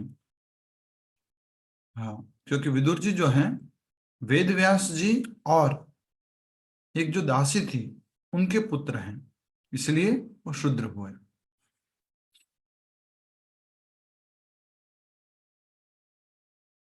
आशा करता हूं समझ में आया, क्योंकि जब पुत्र प्राप्ति नहीं हो रही थी, अर्थात विचित्रवीर्य और चित्रांगद चले गए थे, कुछ कुरुवंश में बच्चे नहीं थे, तो वेद व्यास जी को बुलाया गया था और वेद व्यास जी से जो अंबालिका और अंबे थे उनको, दो ही, अंबा और अंबालिका को, उनको पुत्र प्राप्ति हुई। तीसरी संगति उनकी दासी से हुई थी, इसलिए उनसे विदुर जी प्रकट हुए। मानसी जी, यस, क्या प्रश्न है आपका? हरे कृष्ण प्रभु जी। हरे प्रभु जी, कृष्णा। जो सुखदेव गोस्वामी थे उन्हें भी मतलब गर्भ में ही भगवान ने दर्शन दिए थे ना? सुखदेव गोस्वामी जी को? हाँ, वो आ नहीं रहे थे ना बाहर, क्योंकि वो शिव जी से डर के पेट में चले गए थे ना, फिर वो बाहर नहीं आ रहे थे कि उनको हाँ माया ले लेगी अपने इसमें। जी, बट इस तरह से दर्शन नहीं हुआ है कि प्रॉपर जब भगवान स्वयं बाहर उपस्थित थे और फिर वो अंदर गए और उनको दर्शन दिए, इस प्रकार से नहीं है सुखदेव गोस्वामी जी की कथा में, जहां तक मुझे याद है।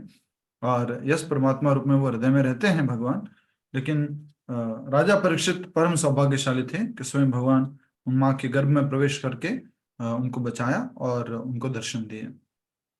ओके प्रभु जी, पर प्रभु जी फिर उनको कैसे भगवान ने आश्वासन दिया कि आप मेरी माया में वेद नहीं व्यास आओगे? जी ने आश्वासन दिया था, ज्यादा आश्वासन, सबसे बड़ा आश्वासन वेद व्यास जी पिताजी ने दिया था, क्योंकि वो भी ओके। स्वयं भगवान है कि हे पुत्र तुम चिंता मत करो, माया तुम्हें परेशान नहीं करेगी, माया से तुम मोहित नहीं होंगे।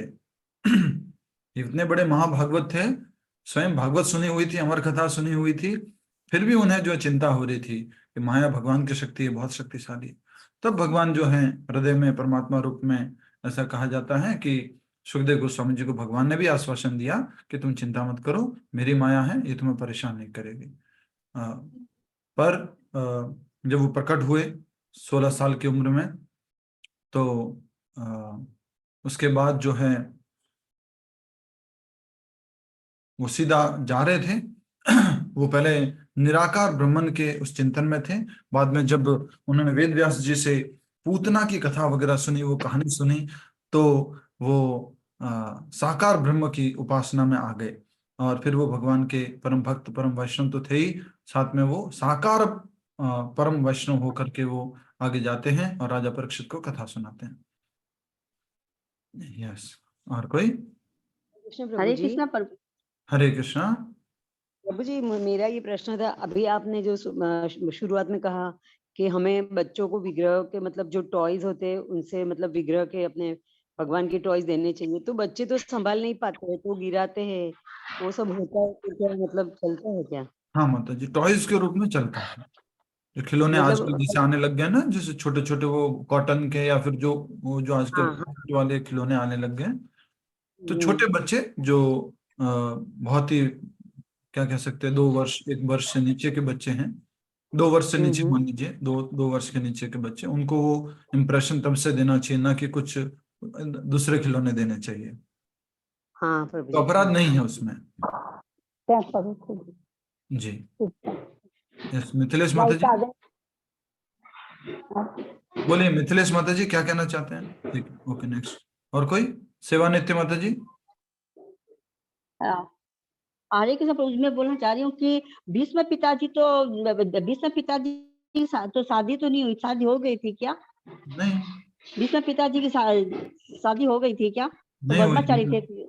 नहीं हुए थे ना माता जी। तो फिर वो शादी नहीं थी, तो फिर वो दादाजी कैसे कहलाए पांडव के? क्योंकि वो कह सकते हैं, उनके जो दादाजी थे उनके भाई थे, इसलिए उनको दादाजी कहा। समझ में आया माता जी? दादाजी के भाई को हम क्या कह हाँ के नहीं, बुलाते दादाजी बोलते हैं हैं? प्रभु हाँ, जी। तो इस प्रकार से वो दादाजी थे। तो उनके भाई का नाम क्या था प्रभु जी? विचित्र वीर्य और चित्रांगदा। ठीक है प्रभु जी, थैंक यू प्रभु जी, हरे हरे कृष्णा। कृष्णा। जो कि वो दूसरी माँ के पुत्र थे, गंगा पुत्र भीष्म और सत्यवती पुत्र हम्म, विचित्र वीर्य और चित्रांगदा। इस प्रकार से वो भाई थे। प्रभु जी, भगवान श्री कृष्ण का मतलब जो अंतिम संस्कार था वो अर्जुन ने किया था ना, ऐसा मैंने कहीं पढ़ा है। अच्छा, भगवान की लीला थी, आई थिंक। ऐसा मैंने तो कहीं सुना नहीं, अगर आपने पढ़ा हो, कुछ रेफरेंस हो, या बाकी लोगों को इसके बारे में जानकारी हो तो बताइएगा। भालका तीर्थ भी गए थे तो ऐसी कुछ कथा वहां पर हमने अध्ययन नहीं किया, दूसरे भक्तों से नहीं सुनी। तो अगर ऐसा कुछ है तो बताइएगा, एक नई जानकारी हमारे लिए होगी, हम स्वागत करते हैं जानकारी का। भगवान श्री कृष्ण भालका तीर्थ में जो एक भील था, उसके बाण से जो कि अपनी लीला समाप्त किए थे, ये दिखाने के लिए उन लोगों को जो अभी भी भगवान को एक ग्वाला, एक साधारण बालक, साधारण व्यक्ति, मनुष्य समझते थे, तो उनके लिए भगवान ने इस तरह की लीला रची। और जो उनको भगवान मानते हैं उनके लिए तो वो शरीर, आध्यात्मिक शरीर, वो लोग धाम चले गए, अपने धाम को चले गए। लेकिन जो भौतिकतावादी लोग, जैसे कि दुर्योधन था, उसे, वो कभी भगवान को भगवान नहीं मानता था, शिशुपाल वगैरह, तो उनके लिए भगवान ने इस प्रकार की मनोभावना रखने वाले लोगों के लिए भगवान ऐसा दर्शन दिए, ऐसा दिखाए कि मैं एक बाण से मर गया और मैं यहीं पे शरीर छोड़ दिया, मेरी आत्मा चली गई, मैं यहीं पे शरीर रह गया, फिर उसको बाद में जो है दाह संस्कार किया गया, अग्नि दी गई। तो ऐसा उन नास्तिक लोगों के लिए भगवान ने लीला रची। हरे कृष्ण। और कुछ लोग बोलते जगन्नाथपुरी में, यहाँ से जो उनका हार्ट है वो बहता हुआ चला गया, और फिर वहां पर जो जगन्नाथ जी के जो लकड़ी आई थी उसके अंदर फिर वो स्थापित किया गया। ऐसा नहीं है। यस, उसमें ब्रह्म पदार्थ होता है, जो विग्रह होते हैं उसमें ब्रह्म पदार्थ होते हैं, लेकिन ऐसा नहीं है कि द्वापर युग का जो हृदय था भगवान का वो रह गया था और फिर वो समुद्र के माध्यम से बहता हुआ चला गया था, फिर वहां पुरी में उसको रिसीव किया गया, फिर पंडितों ने उनको जो है एक विग्रह के अंदर उनको डाला। ऐसा नहीं है। और कोई व्यक्ति का पर कोई प्रभु जी, प्रश्न? ये कथा तो सिर्फ जगन्नाथ जी के लिए ही है ना, बाकी किसी विग्रह के लिए ऐसी कथा नहीं है ब्रह्म पदार्थ की। नहीं, हाँ, क्योंकि जगन्नाथ जी ना हर 5 साल में, हर 5 साल में अपना जो विग्रह है वो छोड़ देते हैं, दूसरा विग्रह, नया विग्रह धारण करते हैं। 12 साल कृष्णा में। प्रभु जी 12 साल में 12 आषाढ़ साल में, 12 जब साल दो 12 साल में। जी दो 12 साल। आषाढ़ आते हैं, 2 आषाढ़ आते हैं, तब इस बिल्कुल साल ठीक, उनका चेंज करते हैं। बिल्कुल ठीक ठीक, वही मैं सोच रहा था। जो 12 साल में, मेरे से गलती हुई, गलत निकल गया। 5 साल नहीं, 12 साल में जो है जगन्नाथ जी जो है वो एक जो उनका रूप छोड़ करके दूसरा रूप, नया रूप धारण करते हैं। और उसके लिए भी वहाँ के जो पंडित जी होते हैं उनको सपने में आते हैं कि वो लकड़ी कहाँ से आएगी, और वो अंधेरा करके सब जाते हैं अंदर, और उस जो पंडित जी होती है उनकी, ऐसा कहते हैं, मृत्यु हो जाती है। जी, और कोई किसी का कोई प्रश्न है, माइक अनम्यूट करके बोल सकते हैं। प्रभु जी, प्रभु जी, हाँ, मिथिलेश माता जी बोलिए। हाँ प्रभु जी, मैंने उनसे उसको पहले तो कैसे, मुझे मेरे प्रश्न का उत्तर दीजिए। क्या चीज? जब क्लास चल रही है, आपको मालूम है कि 3 से 4 क्लास चल रही है, 4:30 तक क्लास चल रही है, 3:30 बजे को फोन का ही को घुमाते हो? मैं वो इसलिए घुमाया था प्रभु जी, कल मेरी नहीं आई क्लास, मैंने कल कुछ नहीं सुना, तो फिर आपको आज मालूम तो सुना। है कि भाई क्लास चल रही है, तो फिर क्यों फोन करना? नहीं तो बाद मेरी में बात क्लास कर क्यों? सकते हैं। हमने एक दूसरा नंबर दिया, उस पर बात कर सकते हैं कि इस पे बात कर लो। दूसरा नंबर भी दिया है हमने उस मैसेज के अच्छा अंदर। अच्छा और अच्छा, आप सॉरी ग्रुप में हैं, और ग्रुप में लिंक हम भेजते हैं, और लिंक पर क्लिक करेंगे तो क्लास ज्वाइन कर लेंगे आप। अब आपका प्रश्न पूछिए। सॉरी प्रभु जी, सॉरी। कोई बात नहीं, आप बताइए। आप माता जी हैं, आपको प्रणाम है। हरे कृष्णा। यस। प्रभु जी वो उनसे मैंने बुक को कही थी, अभी तक आई नहीं है बुक, पैसे भी भेज दिए हैं सब। समय लगता है माता जी, थोड़ा कुरियर में समय अच्छा लगता है, बीच में शनिवार रविवार भी आ जाता है। अच्छा जी, अच्छा, जी माता जी। ठीक, ओके हरे प्रभु। कृष्ण। और कोई हरे प्रश्न कोई है कृष्णा तो प्रभु। पूछिए, हरे कृष्णा आध्यात्मिक प्रश्न, क्योंकि प्रभु जी, रिकॉर्डिंग हो रही है। जी हरे कृष्णा प्रभु जी, जी हरे माता जी। कृष्णा प्रभु। मांडव ऋषि को जो सजा मिली यमलोक में, जो बताया उनको, तो अगर उनको सिर्फ ग्रास ऊपर को इस तरह से उनने किया था, तो फिर जो कलयुग के लोग हैं उनका क्या होगा? मतलब मैं अपने बचपन से भी अभी तक जो जाने अनजाने में गलती है उसको देखे, तो हरे कृष्णा हरि प्रभु। नाम संकीर्तन महामंत्र जाप से हम सारे पापों से मुक्त हो जाते हैं। तो ये बहुत कृपा है हमारे ऊपर, जो भागवतम में शुरू में ही हमने पढ़ा था। तो हमें नाम संकीर्तन करना है, नाम जप करना है, और अब अपराध नहीं करने, अब हमें पाप नहीं करना है जानबूझ के। ये समझने की आवश्यकता है। मैंने भगवद गीता क्लास में भी बताया था कि हमने जो पहले अज्ञानता में जो देखा था, जो खाया था, जो सुना था, वो भक्ति में हमें बाधा देता है, प्रॉब्लम करता है। कभी कभी बीच में याद आ जाता है, वो देखा हुआ, वो सुना हुआ, वो चीजें याद आ जाती है, बीच में प्रॉब्लम करती है। अब ऐसा कुछ देखना नहीं है, अब ऐसा कुछ खाना नहीं है, अब ऐसा कुछ सुनना नहीं है कि आगे जाके फिर वो अपनी बाधा बन जाए। बड़ा मुश्किल है पालन करना, अभी मालूम नहीं पड़ता। जब आप फिर बचपन की बात कब मालूम पड़ रही है? अब मालूम पड़ रही है, अरे ये क्यों याद आ गया, जब करते करते करते ये गंदी बात याद आ गई, वो मन खराब हो गया। वो कब मालूम पड़ता है? समय के बाद मालूम पड़ता है। तो उसी प्रकार से अब हमें अभ्यास करना चाहिए कि अब हम कुछ पाप करें नहीं करें। यस। हरे कृष्णा प्रभु जी, दंडवत भगवान के प्रणाम। भक्त यमलोक नहीं जाते हैं। यस, रुचि मत, रुद्र जी बोलिए। जी हरे कृष्णा प्रभु जी। हाँ माता जी, क्या शुभ नाम आपका? जी मेरा नाम प्रीति सिंह है प्रभु। प्रीति सिंह माता जी, बोलिए माता जी जी। जी प्रभु, जैसे आपने अभी बताया जगन्नाथपुरी का, तो जैसे 12 साल में विग्रह चेंज होते हैं, तो ऐसा हमने सुना है कि जैसे उनका हार्ट भी वहाँ के पंडित जी चेंज करते हैं, तो ये गलत है या सही है? अभी भी बताया था कि एक विग्रह से जब दूसरे विग्रह में परिवर्तित करते हैं, तो ऐसा जी कहते हैं कि ब्रह्म पदार्थ एक विग्रह से दूसरे विग्रह में ट्रांसफर किया जाता है। कोई देखता नहीं है, सबके आंखों में पट्टी होती है, अंधकार रहता है। तो ब्रह्म पदार्थ करके, ऐसा नहीं कि कुछ आत्मा या ऐसा कुछ हम जो भौतिक दृष्टि से हम नहीं समझ सकते हैं, दिव्य लीला है भगवान की। बट सरल भाषा में कहा जाए तो जो एक प्राण प्रतिष्ठा की थी, मैं बहुत नॉर्मल लैंग्वेज में बोल रहा हूँ, जो एक विग्रह की प्राण प्रतिष्ठा की थी, वो विग्रह जब उनको वापस समाधि दे रहे हैं, तो उस विग्रह से वो प्राण प्रतिष्ठा दूसरे विग्रह में करते हैं। और सरल भाषा में आपको बताया है। जी, थैंक यू प्रभु जी। हरे कृष्ण। एक क्वेश्चन और था, बोलिए। जैसे जैसे धृतराष्ट्र है, तो लास्ट समय में जब उन्होंने देह त्यागा, तो वो योगी बने थे, भक्त नहीं बने थे, तो उनका क्या हुआ होगा? जैसे उनको नरक भोगना पड़ा या स्वर्ग लोक, या कैसे? जैसे तो जैसा कि वो शुद्ध भक्तों की संगति में रहे, युधिष्ठिर महाराज, अर्जुन, और भी उनके परिवार में शुद्ध भक्त थे, उनको भी दर्शन होते रहते थे, उनके वंश में शुद्ध भक्त हुए, तो उनको मुक्ति मिली है। और वो अष्टांग योग का अभ्यास किए थे तो वैकुंठ धाम में जाएंगे। थैंक यू प्रभु जी। हरे तो कृष्ण।